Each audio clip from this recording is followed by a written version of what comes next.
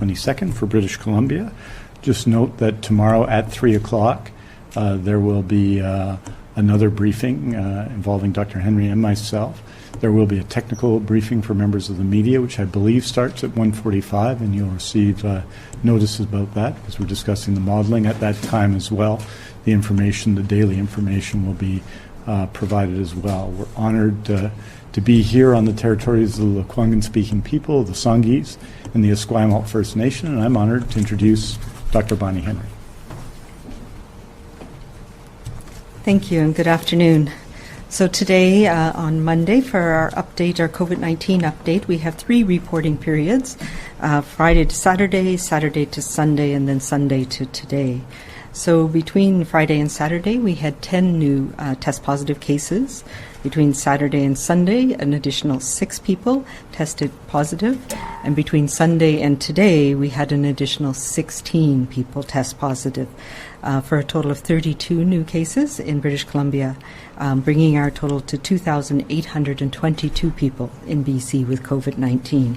That includes 954 people in the Vancouver Coastal Health Region, 1,474 in the Fraser Health Region, 131 people on Vancouver Island Health Region, 198 people in the Interior Health Region, and 65 people in Northern Health.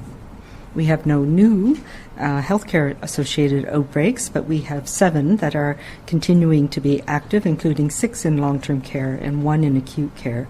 And we're now up to 369 residents who have been affected and 226 staff.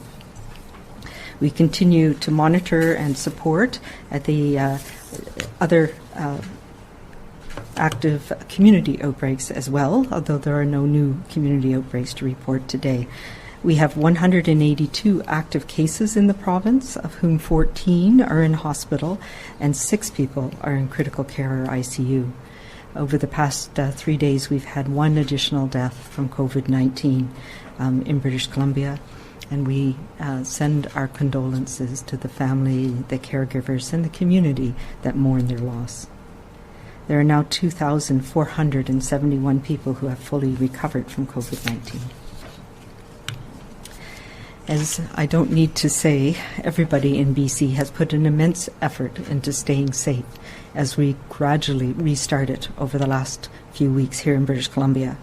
As we look ahead, our objective is to keep doing that, to keep our COVID-19 rates low and slow. We know that when the virus is anywhere, the risk is everywhere. And we've seen, again, record numbers of cases being reported around the world, including in our neighboring countries. We anticipate that the Phase 3 of our restart plan will begin soon, and the Premier will be sharing more information about this week. We must continue, however, to minimize our cases, to manage them quickly and effectively with public health action and with everybody doing their part, and then modify our approach as needed. The gradual easing of restrictions means more activities can get underway, but it does not mean the change to our basic principles, the foundations of what is keeping us safe here in British Columbia, and that is our safe physical distancing, making sure that we keep our groups small, so that we're not exposing large numbers of people, and we know who we can contact if we need to. As well, my order for no more than 50 people at gatherings and events will be in place until we have effective means to stop COVID-19 in our province. The order applies to everyone. The order for restaurants and pubs was amended last week, basically to give more greater clarity on things like the size of barriers. In our attempt to make things more clear for people, we actually created some more confusion. So in consultation, we've revised that again to make it easier for people to understand. Proceeding with caution is very important for all of us now, and particularly if you're considering traveling in another part of the province in the next few weeks and over the summer. We need to be respectful of the communities that we plan to visit and take the same precautions that we are taking now at home.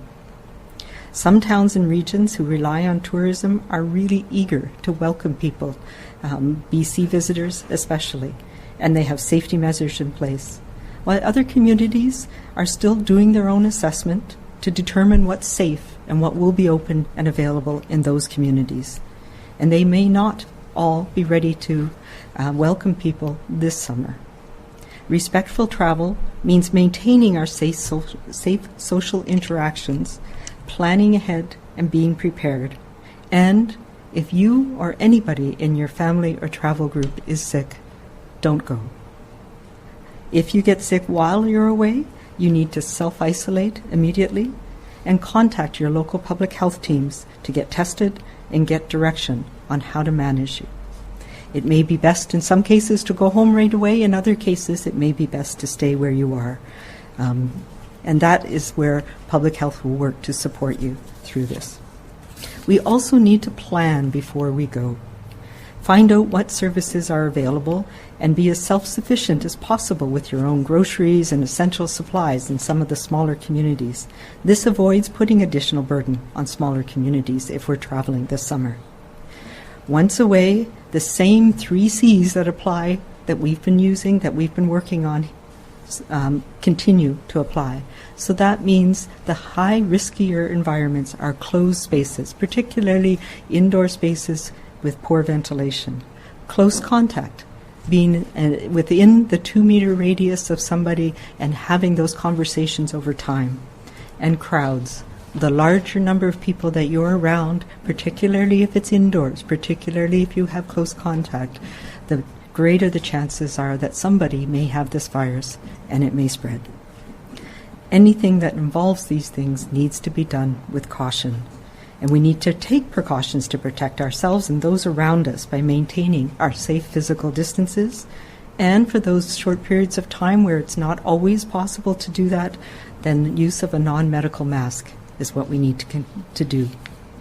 I also want to mention that even though our focus is on COVID-19, I want to remind everyone that we always have a high forest fire risk in the summer months. Quebec, unfortunately, is fighting a fire right now as a result of somebody who didn't completely put out their campfire. The burden of COVID, this pandemic, is enough for all of us. So be extra vigilant when you're enjoying the outdoors, whether it's camping in our parks or in some of the federal parks, which will be open soon.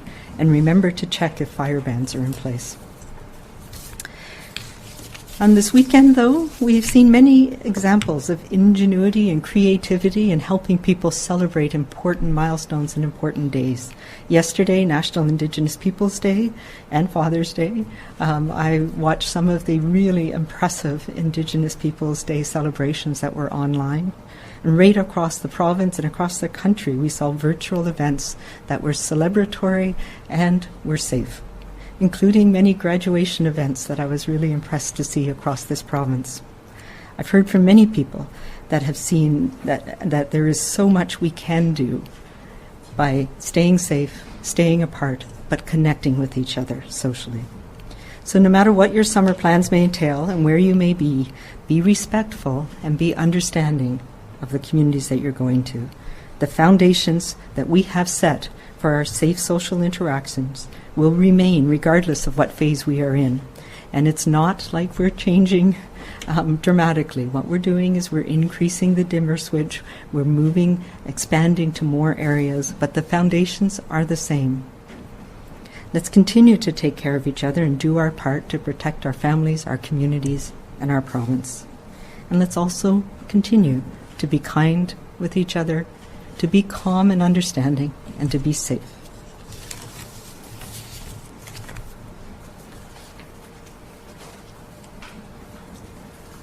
Thank you very much, Dr. Henry. And I wanted to, on behalf of myself, of the Premier, and the government, pass on our condolences to the one person who's died in the last 3 days from COVID-19 in British Columbia. That makes 169 in our province since the beginning of the pandemic. We know, and I know we've talked about many times, we know what a difficult time this is for people to get together and the need to support one another, especially in our grief and our sorrow. So we want to especially pass on our condolences to those families today and they are in our thoughts. I wanted to note there are now 14 people in acute care with COVID-19 in BC. This is slightly up over the numbers from Friday, 8 in the Fraser Health Authority, 6 in the Vancouver Coastal Health Authority. We continue to see the very similar rate of visits to our emergency room, yesterday about 5,359, which is, well, it's somewhat below the pre-COVID-19 average. It still represents people coming back and using our emergency rooms. As you know, that yesterday the World Health Organization reported the largest single-day increase in COVID-19 cases in the world. That's 180,020 cases on June 21st, long after the beginning of the pandemic. In the United States, Oregon, California, and Arizona broke records for the largest single-day increases in COVID cases in the last week. British Columbians, of course, have profound connections to the United States, and what those circumstances tell us is the need to be vigilant here. Our closest neighbors to the south in Washington State have seen in the last week, not counting today, 2,846 new cases in a period where we've had 83 in British Columbia, 56 new deaths in a period where we had ourselves, sadly, 1 new death in our province. People have made tremendous sacrifices to get where we are, but this is a worldwide pandemic and requires as well a worldwide response, and we are in it together. I think what it tells us is, as we open up our society as well, the need to maintain physical distancing is increased, not decreased. That physical distancing saves lives, especially now, especially as we are all doing more things together. I wanted to give you an update on PPE, as I do every week, just to review the results in previous weeks from the end of March to last week's report on Tuesday, June the 16th. The following PPE has arrived in BC. 5,795 N95 or equivalent respirators, over 10,500,000 surgical or procedure masks, just over 2,250,000 pieces of eye protection, including goggles and face shields, over 41 million pairs of gloves, almost 2,500,000 gowns. Many of the items I've listed are in our testing process to make sure products meet or exceed safety requirements before they're used in our healthcare system. Today I can tell you that over the last week, since my last update, which was Tuesday, June the 16th, we've received the following: 19,595 or equivalent respirators, 9,477,700 surgical or procedure masks, 66,888 pieces of eye protection, 5,880,150 pairs of gloves, and 260,691 gowns. We'll continue to source and test our PPE and are working hard to pursue any and all credible leads for safe and effective products for our healthcare system. In closing, I'd say the last 3 months have offered us all some powerful examples of what we can do, of what we must do in a global pandemic. Early on, a BC CDC scientist realized we could use swabs from one type of test kit, of which we had thousands, to bolster the supply of swabs in the COVID-19 test kits we all rely on. A young person used a 3D printer to make ear gears for masks so the elastic straps were less irritating to the user. In mere weeks, we switched really from a single site to a single site staffing in long-term care homes, and we went from postponed surgeries to a renewal commitment that has seen us return to the number of surgeries we performed pre-COVID-19. From the simple to the complex, from products to systems, from people working on their own to those part of large and even global teams, we invented, we improved, we redesigned, we repurposed, we renewed, we did better. COVID-19 showed us how we could find the strength within us, the drive to do what's needed, what's required, because that's what's necessary, not just for us, but for all of us. COVID-19 has taught us many things. Some lessons are positive, and some lessons are painful. But COVID-19 has taught us how we can do things better, and has also shown us where we must accelerate change in health, in business, in our communities, our society, and in ourselves. COVID-19 has taught us many things. Most of all, it's taught us that each one of us has the duty to be the change, so every one of us has the chance to share the change. Thank you very much. Merci beaucoup. Je vais dire quelques mots en français et puis on va prendre vos questions. Excusez-moi. Voilà. On a une autre page. Juste pour dire que nous avons eu des derniers jours un nouveau décès de COVID-19 en Colombie-Britannique. Ça veut dire 169 décès depuis le commencement et on continue à offrir nos condoléances à tous ceux et toutes celles qui ont perdu leurs proches. Nous avons maintenant, il y a quelques notes, 32 nouveaux cas de COVID-19 en Colombie-Britannique depuis 3 jours. Ça fait 10 de vendredi à samedi, 6 de samedi à dimanche et 16 de dimanche à aujourd'hui. C'est 32 nouveaux cas. Il y a bien sûr il y a 6 personnes qui sont qui sont des cas intensifs dans nos hôpitaux et 14 qui sont en total hospitalisés. Merci beaucoup. Thank you very much. We're happy to take your question. Thank you. As a reminder to everybody on the phone, please press star 1 to enter the queue. Today, we move forward. We will allow 1 question and 1 follow-up, please. And also, unmute your phones, please. You will not be audible until I call your name. First question is from Vaughn Palmer, Vancouver Sun. Question for Minister Dix. On Friday, the Métis Nation released a report on anti-Indigenous racism within the healthcare system in BC. Report is dated March 2019. Were you aware of that report before they released it? And if so, what did you do about it?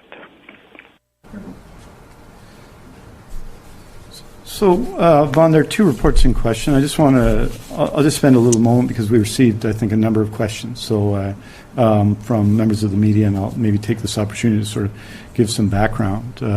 The SANIUS Indigenous Cultural Safety Training Program was created some years ago, 14 years ago, with a requirement to increase cultural competency within health authorities. It's an education tool to understand the realities of what individuals accessing the healthcare system experience in real life. There have been in the tens of thousands of people who've gone through this program from the beginning.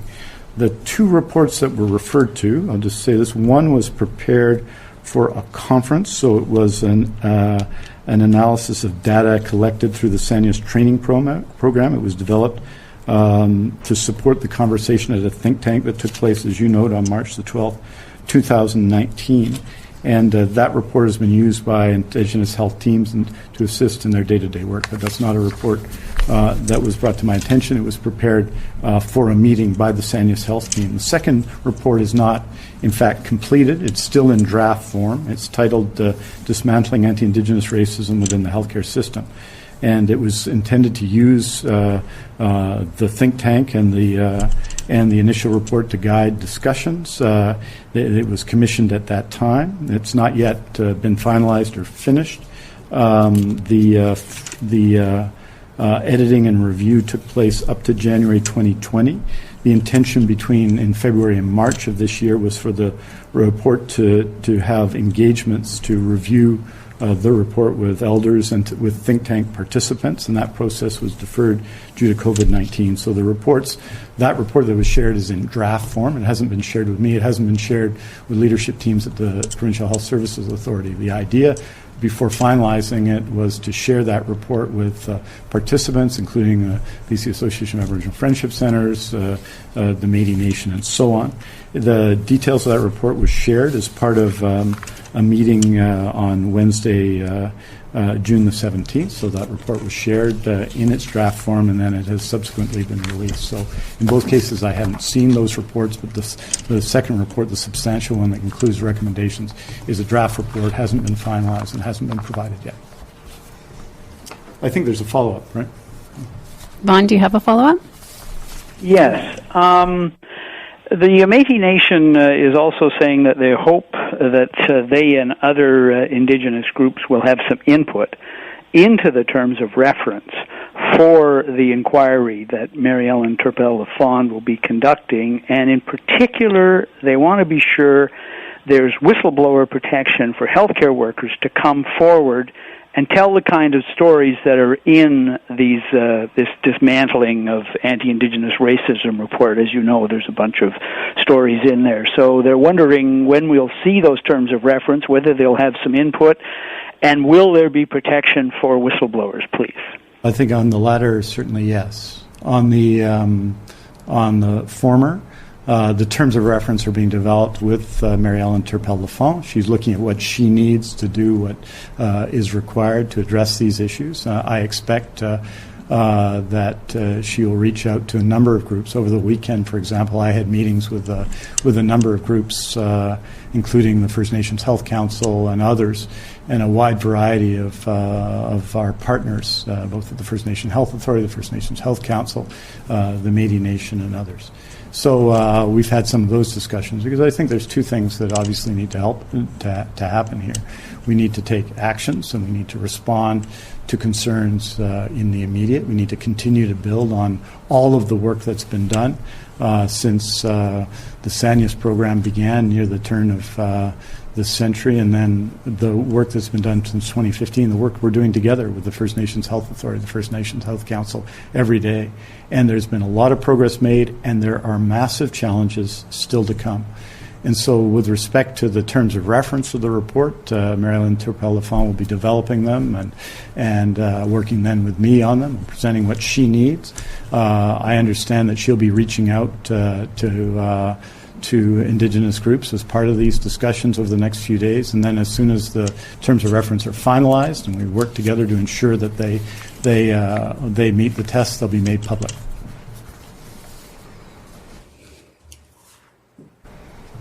Next question is from Ethan Sawyer, CBC. Hi there. This question is for Dr. Henry. What concerns do you have given the rush to book holidays now, especially on Vancouver Island? I believe they've had 14 days, with no 14-day quarantines. BC could be injected with fresh COVID cases coming from other parts of Canada. And can U.S. travelers now fly to BC and stay? So addressing the international travels, anybody coming from outside of Canada, including the United States, whether they fly or drive, is subject to a federal quarantine order and a provincial order, and they must quarantine, and there are restrictions on who can come in.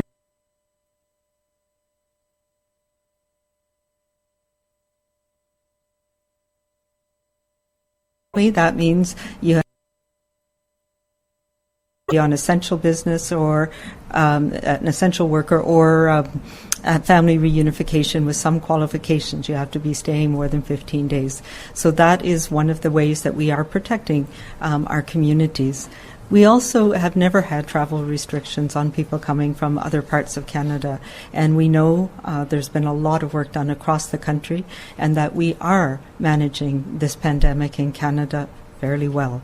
So I'm not particularly worried. I think we all need to do our part, continue to do the foundational things that have got us here, but really we want to focus on BC for BC and how important it is for us to be able to enjoy our own province and our own natural environment here. And so that's the focus for this summer. I will say, though, that, we will welcome our family and friends from across the country. And we know that this is a pandemic that is around the world, and there's going to be very limited travel internationally just because of demand and because of concerns that we continue to see this virus affecting communities around the world. So we will take the measures that we need to take, and importantly, it's about staying away if you're sick, knowing what to do if you develop symptoms, and staying away from others, calling 811, making sure you can get tested, and as we talked about, having respectful travel. If you're going to a smaller community, make sure you check ahead what's available, what is open. And as we know, some communities are not prepared for visitors this year because of the nature of their communities, and we need to be respectful of that as well. Ethan, do you have a follow-up? No, I'm good. Thank you. Thank you. Next question is from Les Lane, Times Colonist. Doctor, I was looking at the global numbers that you were referring to, and it looks like it's basically rampant in many parts of the world, and the growth rate's holding very steady closer to home in the U.S. The quarantine, I guess, captures or protects BC a lot from that, but are you optimistic that BC can maintain its extraordinary numbers given the higher rates in Ontario and Quebec? Well, I can say I'm really heartened to see that things are going in the right direction in Ontario and Quebec. And we know there's been some challenges with large outbreaks in Alberta, but those are also coming under control. And if we look across the country, I think we have a coordinated response here in Canada that is helping us all get through this. But, of course, we are at that point where this virus, as I said, when it's anywhere, we're all at risk. The risk really is everywhere. And as we increase our travel, even within the province, chances are we are going to have more cases. We know that.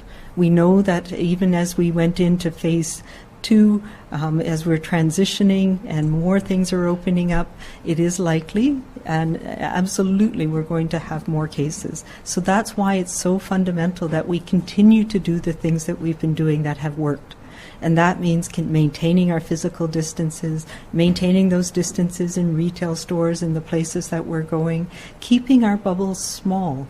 And there's 2 reasons for that. One is we're reducing our risk of being in contact with somebody who has this. But the other one is it's so that we in public health can manage this and keep it under control. So if we can catch outbreaks early, we can catch people early, we can prevent others we can break those chains of transmission. Very similar to where we were when we were having introductions in January. And that's what we're working hard on in public health, making sure we can do that. And I'll talk a bit more about that with some of the models tomorrow. I think it's really important for us to recognize that we're in a balancing act here. We are going to see more cases, but we all need to do our bit to keep them as low as possible so that we can make sure that we're addressing the unintended negative consequences that many people are feeling from the restrictions that we had in place. Whether it's economic, whether it's social, whether it's the ability to be with family and friends when you need them. The types of connections we've had have got us through this period, but we need to take measures now to make sure, as we did, that people are getting the surgeries that they need, people are getting the health care that they need, people are getting back to work and getting those important things back to school. And this will be our last week of our spring school session, and we've learned a lot from that. So these are the things that are really important. We need to start addressing some of the other things that this pandemic has really pushed to the side and making sure that we can support people around other measures that are happening. So it is all of us, it's incumbent on all of us to continue to do those fundamental basic things that will get us through the next few months. Les, do you have a follow-up? Just a quick one. That you go to phase 3 in the next few days, I guess, or a week, and you get an expected uptick. Is there a threshold or a trigger where you would tighten the screws again and go back to phase 2, or is it just a judgment call?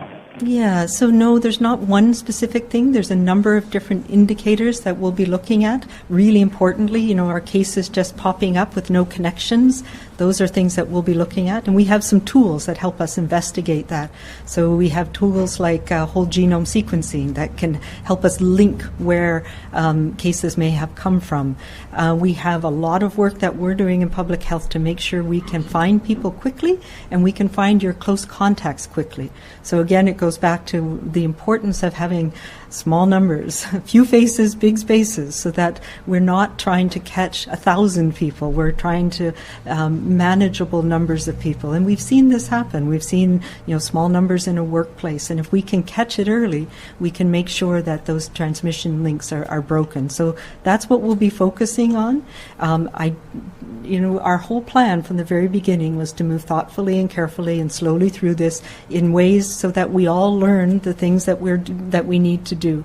and we don't want to go backwards. We won't be going back in terms of the phases, but we may need to, in certain areas, restrict some types of activities or look at certain situations that are more risky. And what I'm thinking about are things like certain workplaces or places where people are in common accommodations. Long-term care is an area that we'll be looking at and making sure that if we start to see more introductions into long-term care, then we can step back on the restrictions in those areas. Next question is from Sky Ryan, Check News. Thank you. My question is for Dr. Henry. When will antibody testing be available in BC to give us a better idea of just how many COVID-19 affected people are out there? I interviewed a woman today who believes she had a severe case of COVID.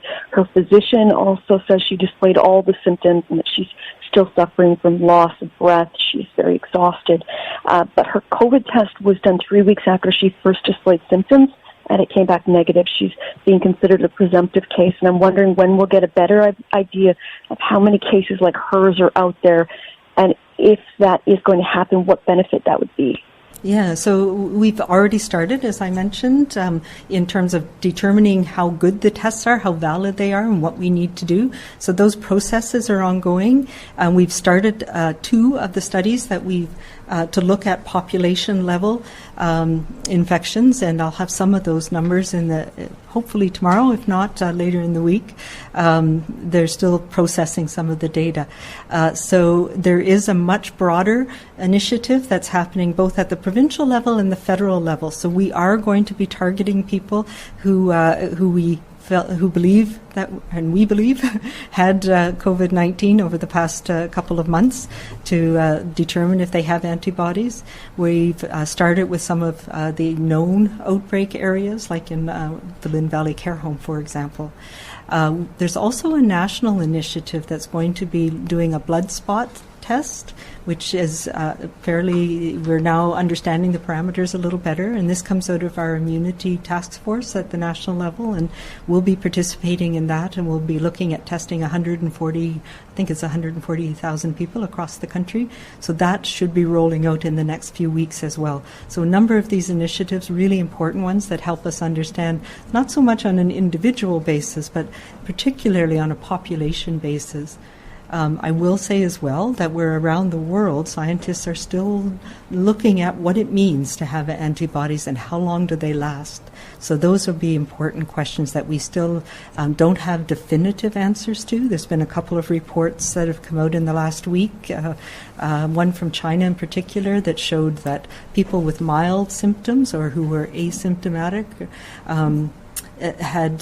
didn't have antibodies that lasted for a long time. So we don't know if that means they just weren't the antibodies to what we were measuring with our test, and we don't know if that means they're protected from reinfection. So those are all still important questions that all the immunologists around the world are trying to work out. We didn't see that in some tests recently from the UK, which showed that there was actually antibodies for a longer period of time. So all still questions that we need to answer, and that I'm hopeful we'll have at least way more answers before we head into the fall and the influenza season. Sky, do you have a follow-up?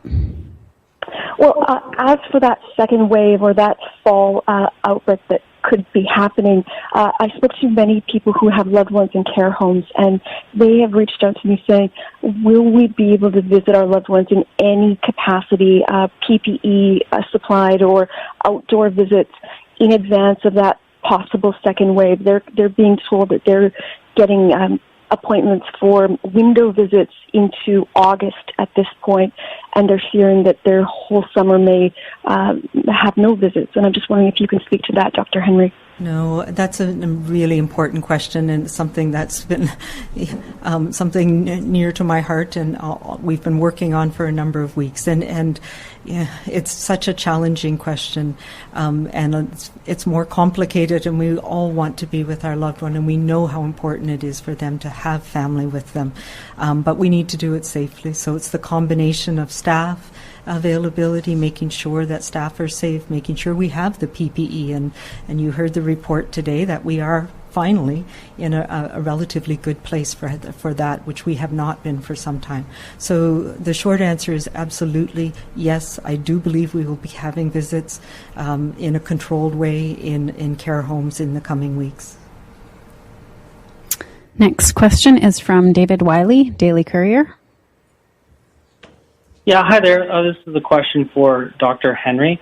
By now, we'd think that everyone in BC would be aware about keeping gatherings small, but we saw in Kelowna a crowd of a few hundred people from Mount Boucherie Secondary School, graduates and their parents gather at Waterfront Park here in Kelowna. So I'm just wondering, what is your reaction when you see people still gathering in such large numbers? You know, our approach to this has always been helping explain what we need people to do and why, and relying on people to do the right thing. So I would continue to encourage people to have these celebrations, and we've seen many really great ways that are innovative ways that we can celebrate our young people when they're going through these transitions. And that's what we need to focus on, how to do it in a way that celebrates these important milestones, but does it safely so that we're not putting people at risk. So being outdoors rather than indoors, but even outdoors, making sure we're keeping our physical space. The 50 is there for a reason. We've talked about it a number of times. It's a manageable number. So have several different smaller groups rather than one large group. And I continue to ask people to be, to realize that this is not trying to be punitive. This is because we know that these are the things that will protect us from getting this virus and passing it on to those we are closest to, because that's how this virus spreads. It spreads when we are in close contact, particularly indoors, with the people that we are closest to. So it's about protecting our communities, our families, our loved ones. David, do you have a follow-up? Yeah, just quickly. I mean, a crowd like this is pretty hard not to notice. So I wonder if there's any way that it would be possible to move a group like this along, or have some sort of enforcement for them to abide by the guidelines.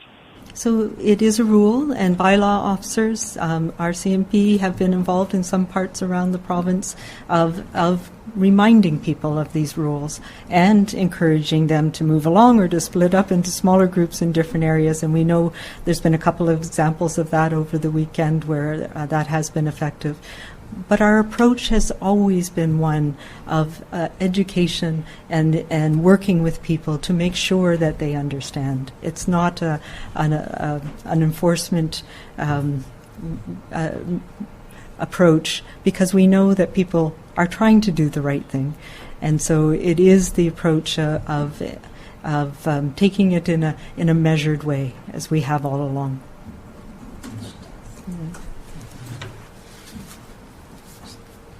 And I know we've reminded people this many times before, but I think it's important to remember that those you're most likely to transmit COVID-19 to, if you are stricken with the virus, if the people you're most likely to transmit it to are the people you love, the people you know.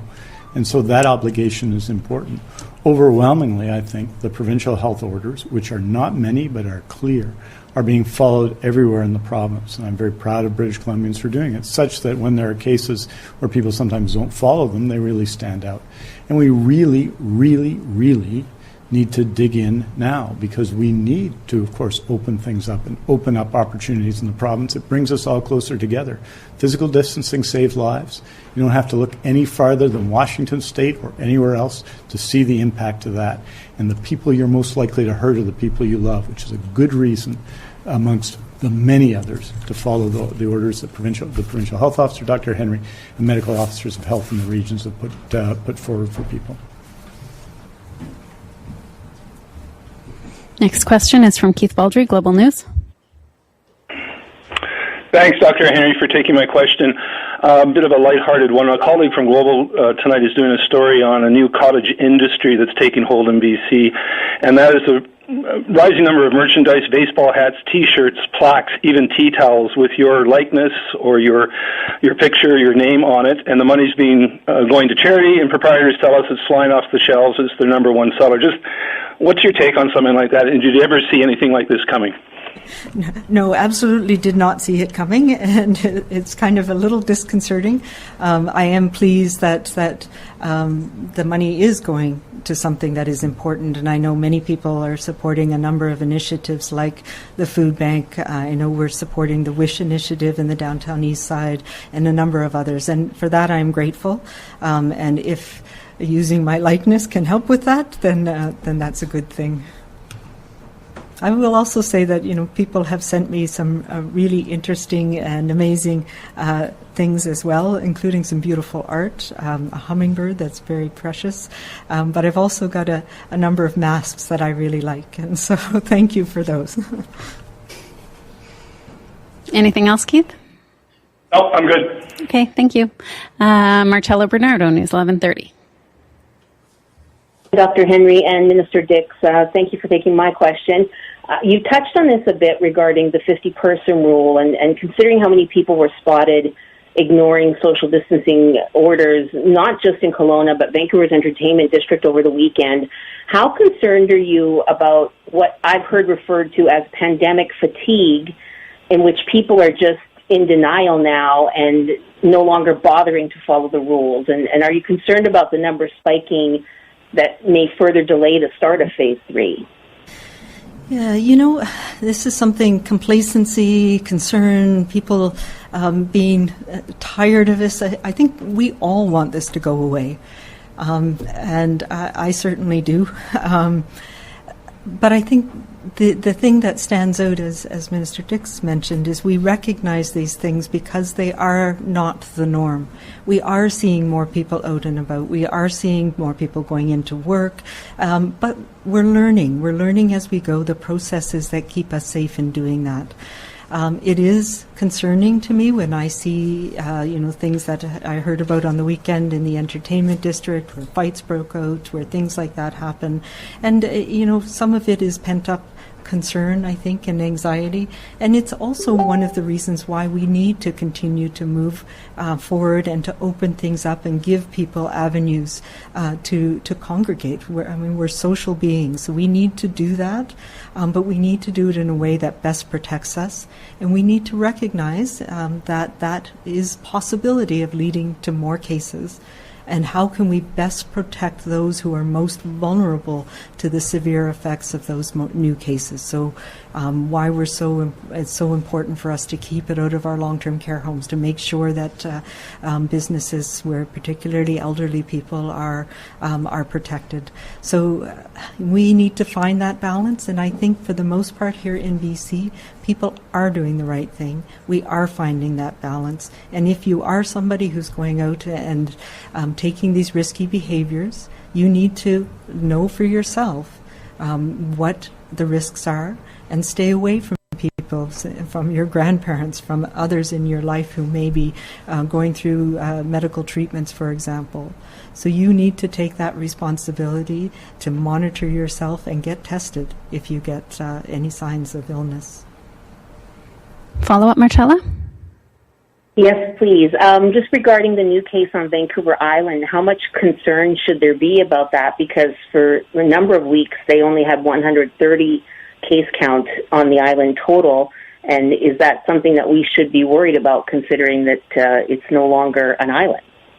Yeah, I think I've said all along, when people have said, we're on an island, we can be complacent, that people travel, and this virus is spread between people, and we know that we cannot survive on this island without having people coming back and forth with our groceries, with all kinds of things, even if it was only essential travel. We know that there's people who need to come to look after family members and other things like that. So it is not a surprise to me that we've seen a case here. We've had a case in the interior as well this weekend, where we haven't seen a lot of activity for a while. It reminds us this virus is still circulating in our community. Thankfully, here in BC at a low level because of the things that we've done together. But we all have to continue to take those measures that protect ourselves and protect our families. And this is just another indication of that. We have time for one more question. For any reporters that didn't get to ask a question, there will be a statement released later this afternoon. For recommendations on protecting families and communities from COVID-19, visit bccdc.ca.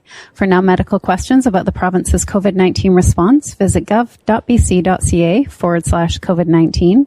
And for a full listing of the Provincial Health Officer's orders, visit gov.bc.ca/PHO guidance. Last question is from Shannon Waters, BC Today. Hi. The Canadian Federation of Nurses Union says it is going to start an independent investigation into whether healthcare workers across Canada have been adequately protected during the COVID-19 pandemic. They're saying that the infection rate for healthcare workers here in Canada is triple what many comparable jurisdictions are seeing around the world at 19%. And I note that here in BC, that infection rate is actually higher. As of April 28th, I believe it was reported at 21%. So I'm looking for your reaction to what you think this investigation might find and whether you think the province has taken adequate action to protect frontline healthcare workers to date. Yeah, I think we need to be cautious when we look at the healthcare worker data because we include healthcare workers no matter where they were exposed. So many people who are healthcare workers were exposed at things like a conference that we know a lot of people attended. There was personal travel. There was also transmission between healthcare workers in settings where they may not have realized was a risk. So in lunchrooms and break rooms and things like that. So there are many different places where we as healthcare workers can be exposed to this virus, including in our communities. So I believe here in BC in particular, because we have taken the measured approach that we did and the way that we distributed things like personal protective equipment, that people were well protected here. And we should see that in a number of things, including the survival rate of people who were in hospital and in ICU. That to me tells me that we had the time and the resources to make sure everybody was protected in those environments. It's a very challenging problem, but I think the other thing that's really important, I was just trying to catch my thoughts there, is that we cannot rely on a mask because the mask is not what keeps us safe. It is an added layer. But it's at the bottom of our pyramid, what we call the hierarchy of controls, the things that keep us safe. And in healthcare, the most important ones are the things that are administrative controls, things like keeping all the COVID patients in one area, putting up, making sure that we reduce the number of people in the room when we're doing certain procedures. Those are important. Those are the things that keep people safe. Putting up barriers, the engineering controls so that we don't have to come face to face with somebody who might be sick with this virus. The same things that we're doing in grocery stores where we're protecting people by putting up plexiglass barriers. Those are the types of things that we have in our healthcare system as well to protect us so that we're not being exposed to the virus. So we need to have all of those things in place to protect people adequately, and that's a very important last resort piece of it is, of course, making sure that we have masks and eye protection and gloves and hand hygiene available all the time for all healthcare workers who need it. So it is a complex problem, and not simply by looking at the percentages of healthcare workers who are infected can you get to all of the different aspects of the problem. Do you have a follow-up, Shannon? Yeah, just a quick one. Has BC been tracking the number of healthcare workers who have been infected on the job and possibly the information around, what led to them becoming infected at work? And also, will an update on the number of healthcare workers infected be part of tomorrow's modeling update? I hadn't put it in there. We do track if somebody is a healthcare worker, but I can provide you with that percentage. We don't, every single one, have where they were infected, though we generally have an idea. The number who have been infected at work, again, is smaller than the overall number, that percent, but I don't have the numbers off the top of my head. In some investigations, this is one of the things that we will be sharing as the information gets pulled together. Now that we've had a bit of time, as you can imagine, we've been incredibly busy with managing of outbreaks, but we're now starting to look at the data to see what we can learn from it, and we're looking at the data around the outbreaks in long-term care, for example, and where people became infected. And we have a couple of, as you're aware, acute care facility unit outbreaks, and so we're looking at those in some more detail as well. So we will have some more information about that. That's all the time we have for today. Thank you.